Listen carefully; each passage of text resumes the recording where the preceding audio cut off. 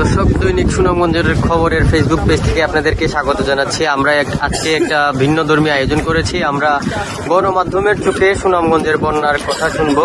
আমাদের সাথে আছেন সুনামগঞ্জের সিনিয়র গণমাধ্যম কর্মী, চ্যানেল 24-এর স্টাফ রিপোর্টার AR জুয়েল। আমরা জুয়েলকে ভাইয়ের কাছ থেকে জানতে চাইব, উনি কুরবানির থেকেই এই বন্যা কাভার করছেন। ওনার চোখে সুনামগঞ্জের বন্যা কি ছিল এবং গত 48 ঘন্টা কি দেখেছেন বন্যার? ধন্যবাদ।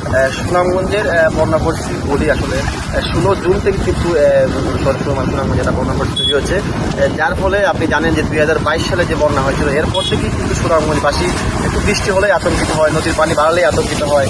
কারণ হচ্ছে তারা আসলে 2022 সালে যে ভয়াবহ দিন কাটি, সেই ভয় থেকেই আসলে এই ভয়। সুনামগঞ্জ এই অঞ্চলে আসলে এই সময়টাতে বৃষ্টিপাত হবে, পাহাড়ে দল হবে। তবে এইবার একটু বেশি কম বৃষ্টি, যেটা একটু বেশি পাহাড় দল বেশি, যার ফলে মানুষজন আসলে আতঙ্কিত হচ্ছে। তবে এখন পর্যন্ত আমরা গেল কয়েক দিন আগে যে বন্যা মোকাবেলা করেছিলাম সেটি কিন্তু অনেক জায়গায় পানি প্রবেশ করেছিল, মানুষের বাড়ি ঘরে পানি দিয়েছিল। তার রেস্ট না কাটতেই আবারও আসলে সুনামগঞ্জে নদীর পানি বৃদ্ধি পেয়েছে এবং আবহাওয়া পূর্বাভাস কিন্তু গেল 4 দিন আগ থেকেই কিন্তু সুনামগঞ্জে ভারী বৃষ্টি, ভারী বর্ষণ এবং পাহাড় ডলের পূর্বাভাস দিয়ে আসছিল। তারা বলেছিল যে 3 জুলাই পর্যন্ত সুনামগঞ্জে বৃষ্টির সম্ভাবনা আছে এবং পাহাড় ডল এর কারণেই কিন্তু তারা বলেছেন যে সুনামগঞ্জে সব সময় একটা বন্যার পূর্বাভাস দিয়েছিল। তাদের পূর্বাভাস অনুযায়ী কিন্তু সুনামগঞ্জে বৃষ্টিপাত হচ্ছে এবং পাহাড় ডল হচ্ছে। তো গতকালও কিন্তু সুনামগঞ্জে সন্ধ্যা 6টা থেকে আজকে ভোর 6টা পর্যন্ত 300 মিলিমিটার বৃষ্টিপাত হয়েছে। সেটা কিন্তু আসলে অনেক বৃষ্টিপাত। সেই বৃষ্টিপাতে অনেকেই ভয় পেয়েছিল, কিন্তু আমরা বলেছি এই ভয়ের কারণ নেই। কারণ হচ্ছে এই বৃষ্টি আগামী 8 ঘন্টা বৃষ্টি যেহেতু মেঘালয়ের চেরাপুঞ্জিতে বৃষ্টিপাতের পরিমাণ একদম কম, যেই বৃষ্টি হলে মেঘালয় আসলে সুনামগঞ্জ ডুবে যাবে কিংবা সুনামগঞ্জে 22 মতো বন্যা হবে, ওই রকমের বৃষ্টি কিন্তু হয় না চেরাপুঞ্জিতে। যার কারণে কিন্তু আমরা আশ্বস্ত করেছি মানুষকে যে সুনামগঞ্জে বন্যা পরিস্থিতি তৈরি হবে, লোকালয়ে পানি প্রবেশ করতে আপনারা প্রত্যেক দিন সাবধানে থাকুন। আতঙ্কিত হওয়ার কারণ নেই, কারণ বড় ধরনের কোনো বৃষ্টি সুনামগঞ্জে হবে না। এবং পানি উন্নয়ন বোর্ডের যে নির্দেশনা পূর্বাভাস অনুযায়ী কিন্তু আজকে পর্যন্ত সুনামগঞ্জে বৃষ্টিপাত আছে। এই বৃষ্টিপাতের কারণে কিন্তু নদীর পানি আরও বাড়বে। তবে 48 ঘন্টা পর সেই বৃষ্টিপাতে কিন্তু কমতে শুরু করবে, কারণ মেঘালয়ে তেমন কোনো বৃষ্টিপাত হয়নি এখন পর্যন্ত। আজকে সকালে পর্যন্ত কিন্তু রোদ্দুর জেলাটা আবহাওয়া দেখা দিয়েছে, যার ফলে কিন্তু নদীর পানি কিন্তু প্রায় 4 সেন্টিমিটার কমেছে এবং বৃষ্টিপাতও কিন্তু সকাল থেকে হয় নাই।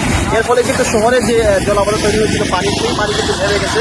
তবে তাহিরপুরের যে নিম্নাঞ্চলের যে এলাকাগুলো গতকাল পাহাড় ডলেছে পানি প্রবেশ করছে, সেই পানি কিন্তু এখন আছে।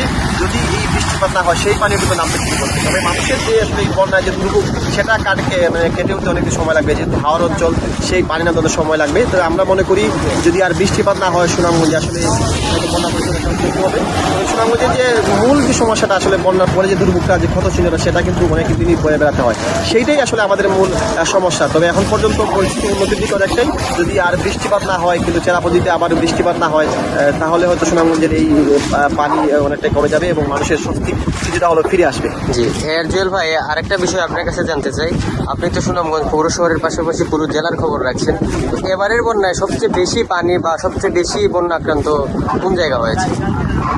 এইবার আসলে 2 দফা বন্যা হয়েছে। তো এই জুন মাসে প্রথম দফায় কিন্তু বেশি ক্ষতিগ্রস্ত হয়েছে সুনামগঞ্জের ছাতক, দোয়ারাবাজার এবং সদর উপজেলার সীমাঞ্চলে বেশি কিছু এলাকা বেশি ক্ষতিগ্রস্ত হয়েছে। রাস্তাঘাট, মাছের, গবাদি পশুর এবং মানুষের বাড়িঘরে বেশি ক্ষতি হয়েছে গেল বন্যায়। এইবারে আসলে গতকালকে থেকে আমরা বিভিন্ন জায়গায় খবর পেয়েছি তাহিরপুরের খুব একটা খারাপ অবস্থা ছিল। তাহিরপুরের যে সীমান্তের যে এলাকাগুলো, সেইগুলো কিন্তু পানিতে লোকালয়ে প্রবেশ করে, অনেকের বাড়ি ঘরে প্রবেশ করেছে, অনেকের রাস্তাঘাট ক্ষতি হয়েছে। এইবার আসলে সুনামগঞ্জ, তাহিরপুর, বিশ্বপুর সদর এবং ছাতক সহ এই এলাকাগুলো বেশি ক্ষতিগ্রস্ত হয়েছে 2 দফা বন্যায়।